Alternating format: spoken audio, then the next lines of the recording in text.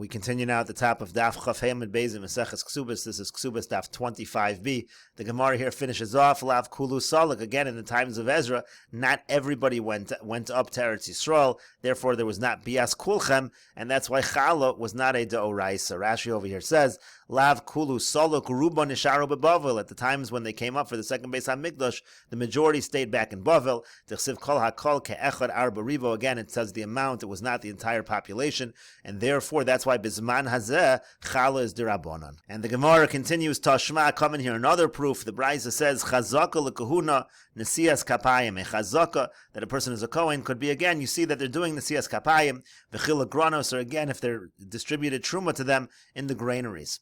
Ve'edus, and also the Brisa says Edus is also going to be a Chazaka that the person is a Kohen. So the Gemara asks, Edus, what do you mean testimony? Chazaka? You call that a Chazaka? Rashi over here says, Ve'edus in bo Edim shu Kohen. If Edim come and say the person's a Kohen, Shemakir nes aviv esimo, they know his father and his mother. And the Gemara asks, Ve'edus Chazaka? He bit me. V'chi Edus Chazaka correlate. Do you call Edus a Chazaka? That can't be what the Brisa means. Elalav, rather is it not Hachikamar? Here's how you understand the Brisa. Nesias Kapayim ki Edus, that Nesias Kapayim has the same strength as Edus as testimony. Ma Edus liyuchsin, just like Edus works in order to make him a Kohen in terms of Yichus, Av Nesias Kapayim liyuchsin, so to Nesias Kapayim, we can be malif from Nesias Kapayim to Yuchsin. And the Gemara says that's not how you necessarily understand the Brisa. Lo, no, Eidos haba mikoa chazaka kechazaka. What the Brisa means is let's say you have testimony about a chazaka, that counts the same as a chazaka.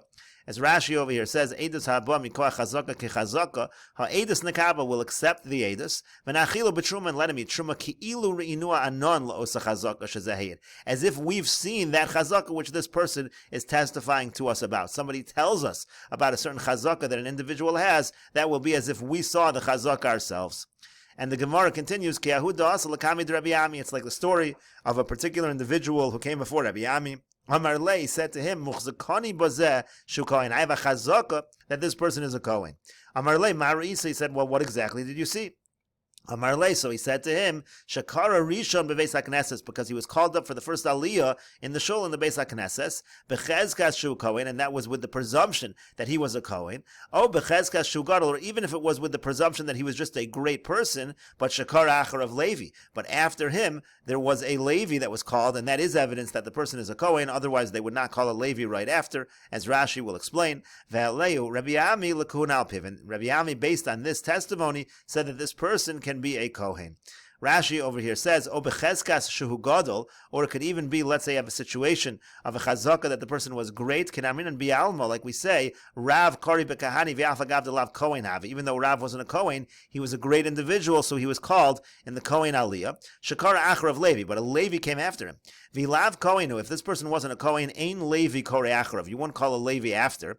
Damrin v'mesechet gittin, because we say mesechet gittin, im ein sham Kohen, if there's no Kohen, nispardo chavila, so then it's like everything is undone. The normal order is undone. We say over there, you don't call up a Levi if there's no Kohen. That's why this would serve as evidence that this person is a Kohen. Now there are some that explain slightly different. Some explain nisparda hachavila. What does it mean? What does it mean nisparda hachavila? It means Kohen, that if you have a situation where there's no Kohen, imrosa Yisrael likros lifnei Levi kore. If the Yisrael wants to read before the Levi, he can. V'davka de'ein sham Kohen. That's only if there is no Kohen. Avalecha de'ika Kohen. But if there is a Kohen around, lo nisbar de hachavila. So then the chavila is not undone. V'lo yikro Yisrael gadol lifnei Levi, and you wouldn't call up a Yisrael before a Levi. V'hachan. So then what would be the proof over here? Maybe this person is a gadol. Maybe there's no Kohen here. No, the proof is as follows. V'hachan, in our case over here, Kohen achar havahasam. There was another Kohen in the Beis Knesses, so it was clear that it was not nispar de hachavila.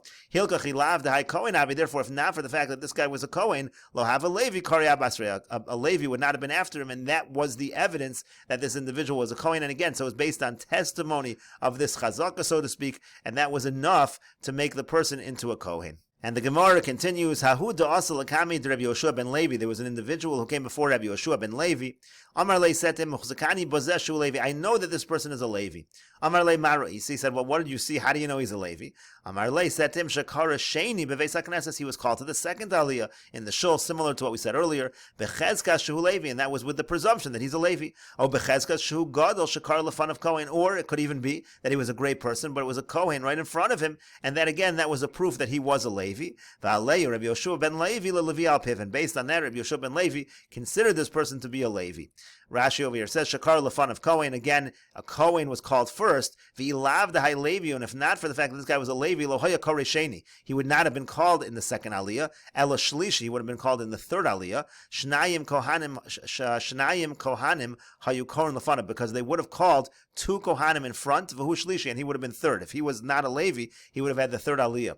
Tahachi amrinu Mesechet Gittin, and that's what we say in Mesechet Gittin. Amein sham Levi korei Kohen b'mekomo. The halach is if there is no Levi, a Kohen takes that place, and you do two kohanim, and then you do an aliyah for a Yisrael. So the fact that he got the second aliyah was evidence that he was in fact a Levi.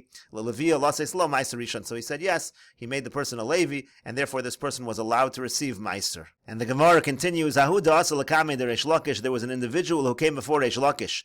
Amar lei setim Kohen, I know that this person is a Kohen. Amar lei ma'roisa, so Reish Lakish said to him, well, what did you see? Amar lei, so he said to him, Shakar Rishon beveis hakneses. Again, I saw him called up in the first aliyah in Shul, therefore it's clear he's a Kohen. Amar lei, so Reish Lakish said back to him, Re'isiv shechilak ala granis, but did you see him receive truma? Reish Lakish held that he had to receive truma to serve as evidence that he was a Kohen. Amar lo Rebbe Lazar, so Rebbe Lazar said to him, to Reish Lakish, v'im ein sham goren, but if there is no granary, if there's no truma batla kahuna, does that mean the whole kahuna is nullified? There is no kahuna either. In other words, it doesn't have to be dependent on truma. It is sufficient to rely on when he was called up for the aliyah. And the Gemara continues, Zimnin havayasvi kamei de Rabbi Yochanan. There was another incident where Reish Lakish and Rebbe Lazar were sitting in front of Rabbi Yochanan. Asaki ha'maisa l'kamei, and the same exact case came before him. Amar le Reish Lakish, and Reish Lakish made the same statement. He said to him, Re'isav shechilak ala goren, did you see him get truma? That would be evidence. Amar le Rabbi Yochanan, and this time Rabbi Yochanan responded with the same response as Rebbe Lazar. V'mein sham goren batel kahuna. You think if there's no goren, then there's no kahuna.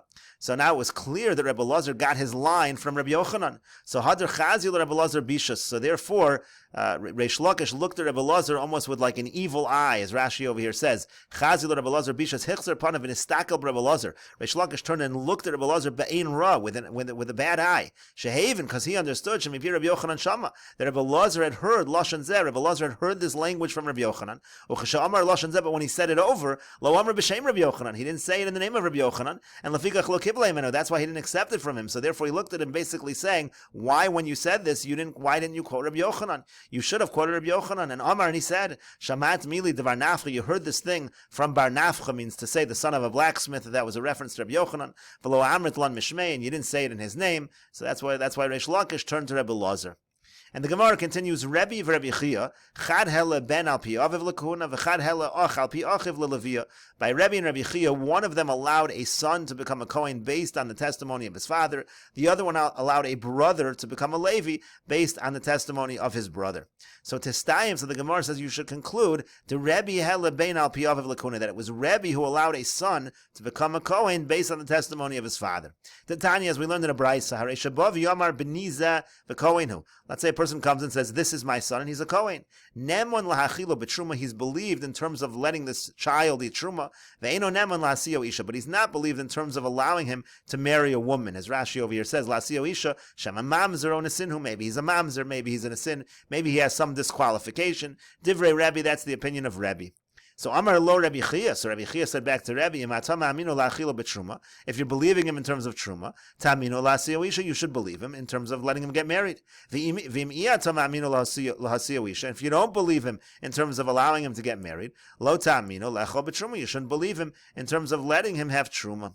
So Amar le, so he said back to him, the reason why I believe him to eat truma, because that's something that is possible. The father is able to allow the son, he has that koach, that strength, to allow his son to have truma. But I don't believe him in terms of allowing him to marry a woman, because it's not in the father's purview to allow him to marry a woman. And so the Gemara says, Tistayim, yes, indeed, you can conclude that it's Rebbe that was the one who allowed a son to become a Kohen based on the words of the father. And the Gemara continues, from the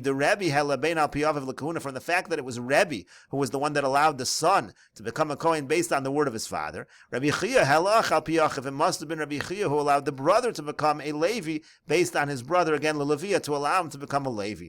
And so the Gemara says Rabbi Chia. So now, according to Rabbi Chia, Ma'ishna bendelo, what's the difference that a son you're not allowed to do it? different. The Karov who Eitzel Aviv, because he's related to his father. Achnami, by a brother also. Karov who Eitzel Achiv. Isn't he a relative? Isn't he related to his brother? And we'll continue with this discussion in the next video on Daf Chaf Vav Amud Aleph.